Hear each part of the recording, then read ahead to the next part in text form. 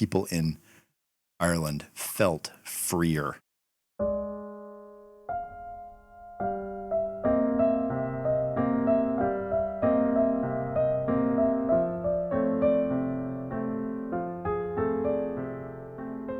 Hey everybody, welcome to today's Jeff Heilman project. If you will forgive me, I'm wearing a low hat. You've been working in the yard. I look like the dog chewed me up and spit me out today because I've been working hard on my projects with Jessica I've been in the air-conditioned upstairs office. Yes, you have been. But, I really want to thank you guys first and foremost. I was looking at the metrics that on iTunes, Jeff, we've got over 40 followers. We've hit the 180, almost 200 subscribers on YouTube. You guys have been sharing. You guys have been spreading. You guys have been liking, ringing that bell. Thank you. Thank you. Thanks for watching. And we hope that the content is worth We're in the 60s your time now. and effort and attention, because that's what you're giving us in exchange, is paying attention to this stuff. So hopefully it's fun, a little song, a little dance. You got to be entertaining. I mean, you don't have to be, but well, you should be. I know we've had our sleeper episodes, but our sleeper episodes. I've never been asleep once, not on close. camera. I've been so tired I'd have to go to bed immediately following. Okay, podcast is done. But over 155 hours listened to our, on our podcast. You're yawning right now. What the heck? Am I boring you? No. I usually go to sleep at like 5:30 or 6 o'clock at night. That is true. And we woke up pretty early this morning. But so how was your week? We were going to talk about your trip today. Have we done a podcast since I was in Ireland? That we want everybody, the listening viewers want to hear. Ireland I asked was great. I said, do you think they're all going to look like you? Are they? I mean, I don't want to be stereotypical. Kind of red hair, blue There was a lot of redheaded eyes, people there. That's for sure. Blonde, brown on hair. But then I've also seen a lot of like black hair and blue eyes on Irish people. So. I didn't see a lot of black-haired, blue-eyed people there. Yeah. Most people were blonde or redhead. Yeah. Fair, kind of. Were they tall? There were some tall people there. Yeah. A little more. 6'3", 6'4". I don't know if that's pounds or stones, or they measure them in stones, but, hey, right? Of note, you kissed the Blarney Stone. I kissed the Blarney Stone at Castle Blarney in Cork. How many County people Cork, they Ireland. help you? Because you got to like hang upside down. So that's an ordeal. All right. So when you're kissing the Blarney Stone, kiss the Blarney Stone. Imagine the four walls of a castle with like a walkway, and it's brick walkway from 1300s. Are we on the first floor, the second floor? The top floor. Okay, it's 90 feet straight like down. A turret. Is it in like a turret up at the? You can go look up. Andrew can include. In fact, I'll have Andrew include 2 pictures of the castle at County Cork in Blarney.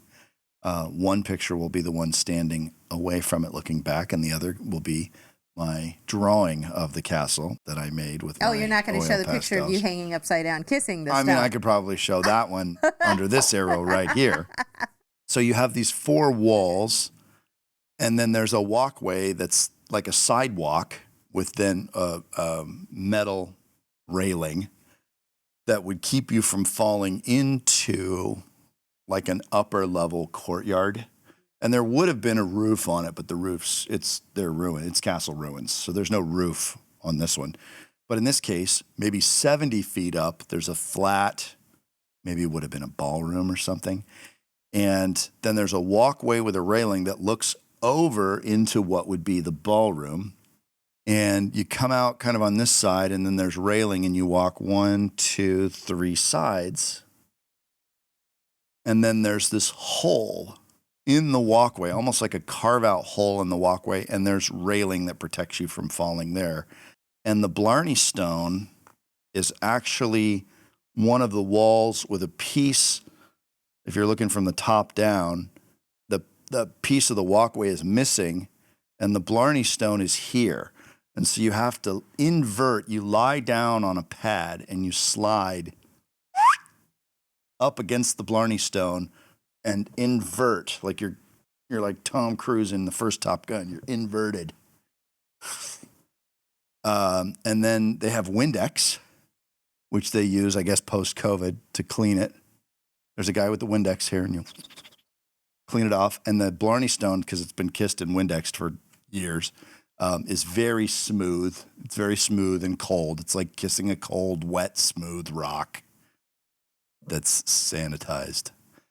And they say that you get the gift of gab when you kiss the Blarney Stone. And I asked the guy, you already have I asked the guy if he'd say a prayer for me and get me to talk half as much. But considering I do a podcast, I wasn't sure that. But isn't the term Blarney like to lie though? Like, or is it to shuck and jive? Or like what is Blarney? I always know. interpreted Blarney as like he's such a Blarney. Yeah, just like a shuck and jiver. Like a liar. I don't know. I don't know. Like full of it. That part I don't know. Like full of it. I'm definitely full of it, but I didn't need to kiss a rock, a castle to do that. But what is the stone? Was it like how did this even get started? Andrew will put a link in the description below. You didn't look at you just kiss and tell. Kiss the Blarney Stone. You're just a kiss and teller. I'm just there to kiss the Blarney Stone because that's what you do. Well, I'm sure when you're anybody in that part of the woods. Anybody who's commenting, filling us in on the Blarney Stone right now. I'm sure there are Blarney people out there. Yeah, aficionados. Aficionados. If you have kissed the Blarney Stone or have comments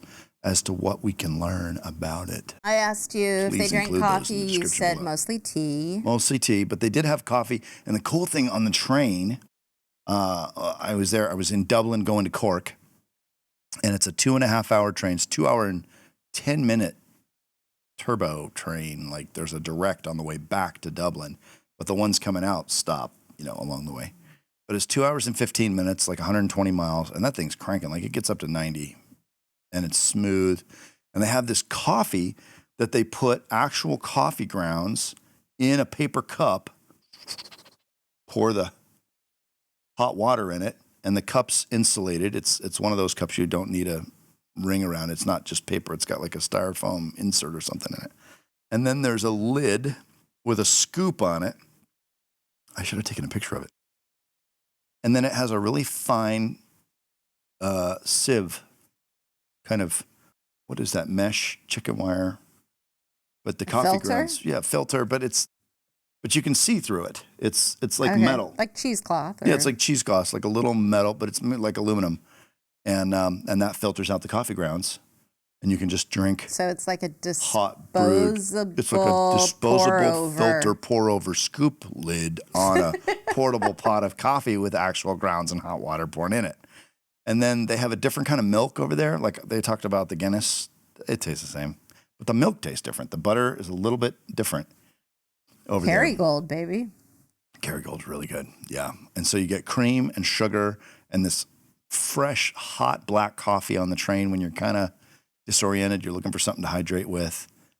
And then you get a donut, and it was so good. Oh. You look outside, and you see the countryside of Ireland go by. It's not very big. It's about the size of West Virginia, and it's got 5 million people that live there. It's a republic. I did not know that. There is no monarchy in Ireland. It is a republic. It is not part of. I was going to say, and you better not say that. No. My friend said part to of me, the UK or English. I said, isn't it part of the UK? And he goes, what, are you trying to start a war? It's like, no.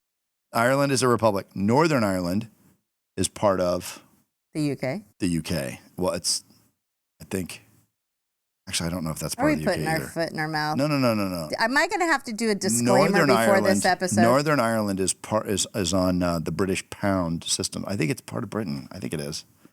But it's separate financially. But you were in Southern Ireland. But I was in Ireland. You were in Ireland. Ireland. So there's Ireland and there's Northern Ireland. So you use pound sterling in Northern Ireland, but you use euros in Ireland. Ireland is a republic, and the people in Northern Ireland say they're from Northern Ireland, but the people in Ireland say that they're in the North Country. They say they're in the North Country, but they don't call it Northern Ireland because they don't see it as separate. But it is separate fiscally. And I don't know that Northern Ireland is part of the Republic of Ireland. I think it is separate, but it's in the British Isles from a geographical grouping, but fascinating country. If you've never been to Ireland, I was telling people on the flight home, if you have a kid that you want to send on a trip to Europe in a place that will feel safe, be fun, they'll have a good time, they speak English, and they can kind of get a taste of Europe without, going to the Slavic countries or Montenegro or Bulgaria, those places that don't speak English as well. Ireland would be my first choice to indoctrinate someone to a pleasant trip to Europe in an English-speaking country. I had the greatest time. I felt totally safe the entire time. And I feel pretty much safe all the time, but I saw young people around me out at night by themselves, having a good time, feeling safe. I mean, you're 6'5", 2 something, so you probably, multiple stones, however many stones. Not too concerned about walking around the streets at night alone. I'll have Andrew put a description of what my weight is in stones. Now, don't make promises you three can't stones, 2 pebbles. I don't know what that is, but yeah, Ireland was awesome. Tape that measure. doesn't measure weight, by the way, just letting you know. We were talking about, the pub reality, that it's all about the pubs. So on the way on the train, there was a guy who worked at a pub, and I'll have to include the name of the pub if I can find the name of it. But it was one guy who had 17 pubs with the same name in County Cork, in one county. And the whole city only had 100,000 people in it. And I never even ran into his pub because there were like 50 others. There are so many pubs. It was like, wow, there's so many, you don't have time to be an alcoholic because you're too busy walking between pubs. It was remarkable. What questions do you have, Andrew, about trip to Ireland or Europe? Or pubs, which you'll be able to drink at a pub in Ireland in another couple of weeks. I imagine since the cultures are kind of similar, Scotland and Ireland must have come from the same source at one point in time. Did you speak to the people of Ireland at all about Scotland? Scotland is very different from Ireland if you're in Ireland. The people from Scotland are like, it's totally different. I've never been to Scotland. I've been to England. I could tell a difference between England and Ireland, and I think a lot of that had to do with the fact that it's a republic. And for those of us who didn't study political science, myself included in college, what's the difference between a republic and a monarchy? The difference is no monarchy. A republic is a country that is made up of sovereign citizens versus England, which only has one. Mono meaning one. Yeah. Monarchy. Monarchy is one sovereign versus the republic where the people are sovereign. As far as I understand, isn't that, I believe that's right. Mm-hmm. I mean, this is a republic. We don't. Yeah. It is the Republic of the United States, and we're sovereign. And what that means is that the government works for us versus the common people working to serve the monarch and the monarchy. And some people might think, what the heck? What's the difference? But it is different. It is different. It feels different. The people in Ireland felt freer, I think. And Scotland, I don't know. I don't know my Scottish political history, political science as well as I should. But if you talk to somebody from Ireland, they're going to tell you they're from Ireland. They're not from Europe. They're certainly not from Scotland. Certainly not from England. And the accent is very distinguished compared to the Queen's, what they would consider the Queen's English. Yeah. Wow. Good question. Well, so we've been, over the past few episodes, we are all over the place. I was looking at our analytics. Obviously, I opened up with that, and we were talking. You and I were talking about, the vision of the Jeff Heilman project, and what are we going to do with this project? And talking about how, as an entrepreneur, in order to navigate successfully the corporate life, part of what you've had to learn how to do being in corporate America is travel. So nice. She always sounds like she's so proud of me. I am. But you one of the aspects of being in a corporate employee and having a corporate position is travel, is going and seeing customers, Yep. What do you focus on? Like, what is your, because you're not going all the way to Ireland and having an exploratory meeting with the intent to close the deal. Like, what are you going for? What is your mindset in corporate America as an employee who's looking to, make the boss happy, make yourself happy, have a good precedent with your customer? Like, what's the mindset that you're carrying with you when you go on these long, expensive, time change? Like, you're coming in, why are you there? Well, the reason I go is because it's an experience. I go to be present. And I like eating different food. I like traveling the world. I like meeting people on flights and getting to know those people and keeping in touch with them even sometimes. I mean, I met Eric Davison on a flight. I met Rob Wineland on a flight. I've known those guys 20 years, and I met him sitting in the seat next to me, and we clicked. I think I met him on I think I met Eric Davidson on the way to Cincinnati, and I think I met Rob Wineland on the way home from Cincinnati. And the same trip, I met two lifelong friends on the same trip, sitting in seats next to me. So I like the people. I like talking to people and finding out where people are going and what they're into, what they're up to. It's exciting to me to be in a new place that I've never been. I love hotels. I love just opening the door, throwing my bag on the floor, bam, face down on the pillow, and then jump in the shower. And what benefit? I mean, now that COVID is over and we're looking into, society's looking more into like traveling and those things, like what benefit how does it benefit the organization to have your sales team go and visit the customer in person now? Well, you would think, like, do we really need to go to, I've got a meeting in Paris next week that I'm jockeying for position to see if we can get budget to do it. It's right at the end of the fiscal year, and we've expired our budget for paying for trips.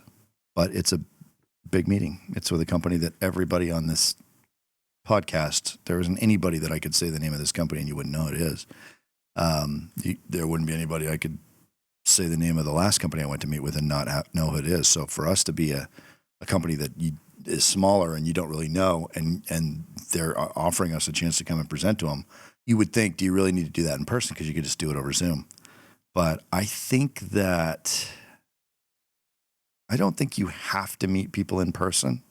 I think you get to know people. You get to know people in person in a way that you just don't get to know. And I wouldn't say that you can't close business over the phone. I closed a deal in Silicon Valley Bank when I was at Oracle. I worked on it for 20 months. I never met a single person that worked there in person. And it was the biggest deal in my career. It was over $10 million, almost $10 million TCV when I was at Oracle. It was announced on the earnings call by Larry Ellison himself on the Q3 earnings call in 2022. And I was very proud of that deal. And again, almost 2 years of work, and I never met a single person that worked. So to say, you have to meet people. Oh, I just have to meet people. I think that's a self-limiting belief, quite frankly, to say that you have to meet somebody in person in order to do a deal. I disagree. I think that we get to meet a person. I think it's a privilege to be invited. I think that it is a gift of self for those of you who are into the 5 love languages to actually spend, in the case of going to Ireland, it was 21 hours door to door there and 23 hours back. So I invested 44 hours of my life just getting to and from the city, not including sleeping, recovery, eating. Is that the furthest? Because I know you did some jobs in Norway too, but is that the furthest business I've ever done for business you've ever gone so far? Norway was further.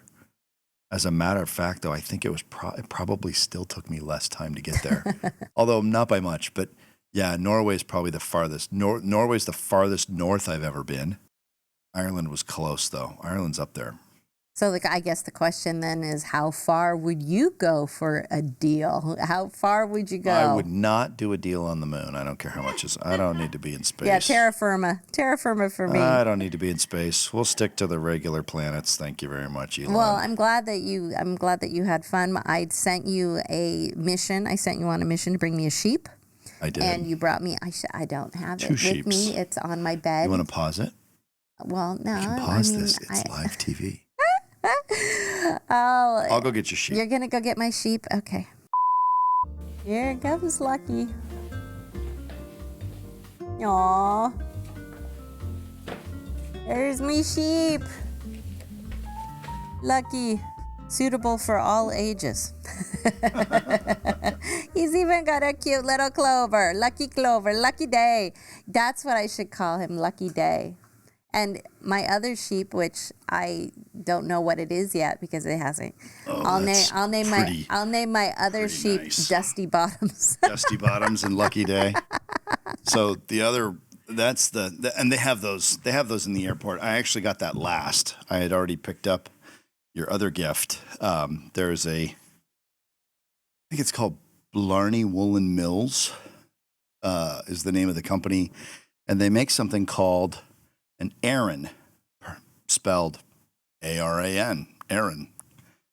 And that has to do with a certain kind of weave in a very soft merino wool that does really well for fishermen and people in merchant marine. It keeps you warm when it's cold and wet and when you're cold and wet. And so there's a little gift on the way for you that will be shipped. Ned Niederlander, Lucky Bottoms. Lucky Bottoms. No, Dusty Bottoms, Dusty and Bottoms Lucky and Day. Lucky Day. Yeah. So, so that's your sheep. Oh, it's my I got boy. you wool, and then I actually got you sheep. Yes, that was your mission to bring me home a sheep. Thank you for and some bringing me home a shortbread sheep. cookies. Yes, shortbread. And amazing. Those were really good. Did you eat all your little candies? No, not all of them. I've had a lot of them. I've had one. Yeah, I got you some more. Wait, do I get some more? Do I get some more? Do you get some more? When I was on I've got to put this on tape. I kind of got a hard time for it at work, but I said this on a call the other day.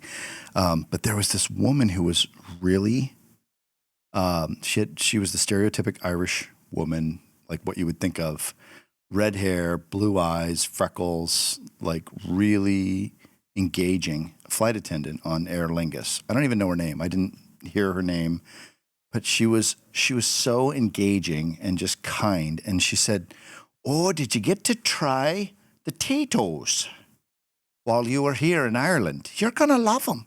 They're from Ireland. They're really good. You're going to love them." And I'm like, "No, I didn't. What's a Taytos? I don't know what that is." "Oh, it's our local chip. They're chips. We got all the regular chips, of course, the Pringles and everything, but we got Taytos, and they got chive and onion and cheddar cheese." And Andrew can put up a picture. I'm going to be sending Andrew pictures all week on this one. There was this happy little guy, not British, but he has the kind of the traditional Irish British face, and then this derby hat, and he's waving. Does he look like a leprechaun? No, he looks like a potato in a derby. He's this cute little guy, but Taytos, Taytos, is the name of a chip over there, like Ruffles or Pringles. And they were really good, but she was just so excited about her Irish chip. And I guess you get Taytos in Northern Ireland, but they don't taste the same. They don't come in the same bag. They don't have the happy guy waving at you. So only in Ireland can you get Taytos. So if you're there, they're really good. That was fun. I'm trying to think of the meals that I had there. I had one meal with fish. It was like some kind of cod. You had an English breakfast, whatever that was. I had an English breakfast with blood pudding, which I guess they call it black and whites. There's a blood pudding, and then there's the white pudding that goes with it, and then there's a fried tomato half that was like pan-fried, seared on one side. That was good, with an egg. And how was blood pudding? Sounds it was horrible. It was actually really good. Does it have actual blood in it? It does. Blood from a pig, along with fat and a bunch of other stuff. I mean, it's basically. Can you taste the iron? Like I couldn't. Okay, no, good. it didn't. It wasn't like that. Like if I didn't know that it was blood pudding, I wouldn't have known that blood was in it. But it tasted good. Good. It was really good. So maybe I'll put a picture of the traditional Irish breakfast. But on today's episode, it's a slideshow. Yes, so we have a thanks for slideshow. coming to our PowerPoint presentation of No Jeff's more trip death to by PowerPoint. Ireland. Yeah. No, but it was really something to go to a foreign country that I had never been to before. I've been to 10 countries, I think now total. So still not a real big world traveler, but I'm scratching the surface of You got more double digits. passport stamps than I do, my friend. I got some passport stamps too. Man, my passport's getting, plus the Ireland one was like a big stamp. Took up like half the page. They got to make their mark. They got to make their mark. They're a small country. They need a big stamp. Small country, big stamp. But to be able to go and be at the ocean and to see how green it was and just let's beautiful temperatures, like 72 degrees every day. Let's talk about being that corporate traveler. Yeah, let's talk about that. It just seems like such a pain in the arse to file expenses, to get approval, to stay with it. Do you get a budget? Do you I had a budget. What are there? I mean, back in the day, like when you worked at Cisco, it was like, $40 a day for this and $20 when I was a at day Cisco, for that, I was or running whatever. a program. When I was winning at Cisco, I was running a program for one of the fastest growing business units in the whole company that would go on to do billions of dollars of sales from a startup they bought for less than $100 million. So I think I did $70,000 in expenses that year in 2006. I think I spent $70,000 in hotels, food, and I remember hearing rumors of my dad who was in corporate America, and he would like there was a time, maybe that was just the 80s, when you would like take your corporate card and you'd buy like the whole floor food, and you'd take these huge groups out to never heard of dinners. anybody doing that without getting fired. Like 20 people out to dinner if you're Sometimes, trying to if you're an executive and you're doing a big deal.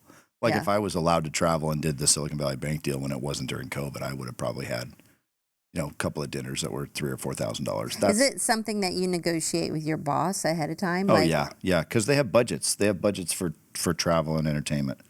So, and then they have perks, like especially when I was at Oracle. I mean, I've had friends that have worked for executives at Oracle to where they literally, their admin's part-time job is to get rid of football tickets in box seats at the 49er Stadium, Levi Stadium. Same thing with when I was at Cisco, Rob Lloyd had a box for Sharks games. So he would go to, 20 or 30 or 40 Sharks games a year and be in his box with, I think you got 20 or 25 tickets at $350 a piece. And you just bought them all because it's your box. And that was like 3 times a week. Wow. And he did that, or maybe twice a week, and did that for years. And that's just part of the expense of travel and entertainment. Private golf events. I mean, the big golf event in the year now has become the Waste Management Open in Phoenix, which I've tried to qualify into a couple of times. That's 140,000 people a day go to that thing. Now, are you guys like closing deals behind like in between bites, or is it really just a social thing? Is it a wink wink, you got the deal? Is it a like a no, at that you're level, reading the guy and he's standoffish, so you're not going to get the deal? You're not typically doing deals in that situation, but you're getting to know people in box seats and in entertainment and travel and food and all that stuff. You're getting to know them. You're spending FaceTime with them in a way that they really can't do over Zoom, or you're also getting them out of their environment. You're saying, I'm getting you out of your environment for 3 days to go to this golf tournament. I'm getting out of my environment for 3 days, and we're going to go break bread. So it's a different kind of relationship build than just typically doing business. And also, it's typically going to be doing business. It's with customers. You're taking customers that are already spending $1 million, $2 million a year with you. Okay, so they're already spending money. And then you're going to help them see why they need to be spending $4 or $5 million a year. Okay. And ultimately, that's how software works. Software is not a one and done kind of sale. Because there's renewals and there's expansion. I mean, if you look at the last company that I was taking care of with Danaher, they were doing $25 million a year with us, which isn't even large. When I was at IBM, Pfizer was doing $180 million a year with us in consulting. That wasn't even product. That was just ProServe. Implementation services. What do you think that it analytics. started with? Like 60,000, 100,000, 100 million, and then it just probably hundreds of thousands, and then millions, and then tens of millions. Yeah. Okay. Yeah. So, I mean, at our company, We're doing we're doing a lot of small deals right now, and one of the things I'm trying to do is to say, you know, we're creating value. We're taking work that's being done by humans and we're doing that work with software instead. And what does that do? It frees up the humans to do other things, learn other skills, do other work, think about things they didn't have time to think about before. Maybe answer problems. Answer problems and adjacencies to where they can grow. Like software can build new adjacent businesses for you, but the main thing that it does is it runs your business without people. Mm-hmm. And people are the most expensive part of your whole business, and you can take a chunk out of that expenditure for what they're doing there, and then have those people work on other aspects of the business that are more profitable. I mean, one of the problems that I'm looking at solving right now is $1 billion a year problem, and I can solve it for like $3 million. That's how do you not like jump at the chance to do that? Like I'm wasting $1 billion over here, and for 3% of that, I spend 3% in cash and I get 97%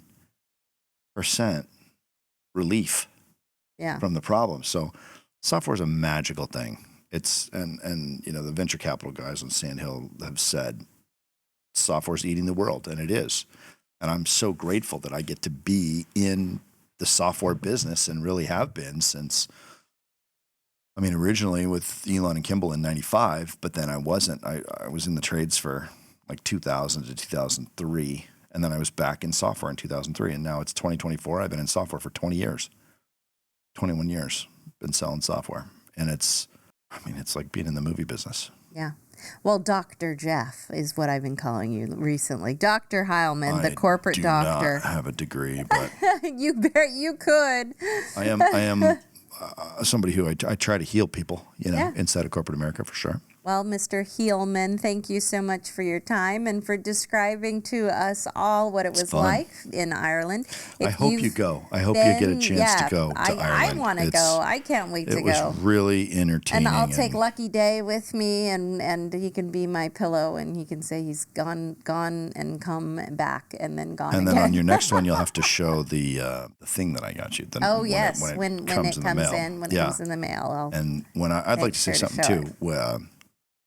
The difference between people that make it and people that don't. It's the people that make it have a picture in their mind of where they're going, and they hold on to that picture and they ingrain it. They groove it into their mind over and over. And I really should not have been able to go to Ireland. I should not have been able to get the budget approved, but I pictured it in my mind going, and I believed in it, and I saw that I needed to justify the trip, and we went, and the customer meeting was really incredible. The experience was incredible. And I would just say that if you think 20 years is a long time, I think you're not thinking about it right. 20 years is not a long time. 20 years is like table stakes. Like that's about what it takes to get something done. That's big. It took us 20 years to have 7 kids. I've been in software sales now 21 years, and it's starting to get really good. It's starting to get easy. To the point where now I work really hard, and it's like I don't even need to work that hard, but I just work hard because of habit. But I would say just recognize that the picture in your mind that you refuse to allow circumstances to dull the image of that blade in your mind. I would say like 20. I mean, think about it this way: is 25 years is while it's a quarter, it's still just the first quarter. How much more for me, it's of been a the game, second quarter, and we're how much more of a game is there left to play when you're only been doing some? Yeah, but whatever it is that you're doing could extend. The goal, at least, would be that it would extend beyond you. You know, that you'd be making a difference, making an impact. that would carry on for generations agree and with that. generations. But, if you've been in corporate America, or if you've been in your job, or if you've been in business for 20 years, it's still, if you're looking at it as a quarter system, you're in the first quarter. There's a lot more game to play, and there's a lot more podcasts to listen to, and there's a lot more podcasts that you can listen to going back in the archives. We've got hundreds of podcasts and shorts thanks to Andrew's editing mad skills. 366 videos, I think is what it said. Sky, I haven't. There's no blarney in ya. No. You gotta tell the truth. Go to thanks Ireland, everybody. kiss the Blarney Stone, enjoy yourself in Europe. Have a great summer if we don't see you sooner. Hopefully we'll see you next week. God bless you guys. Have an awesome week, and we love ya. See ya. Bye.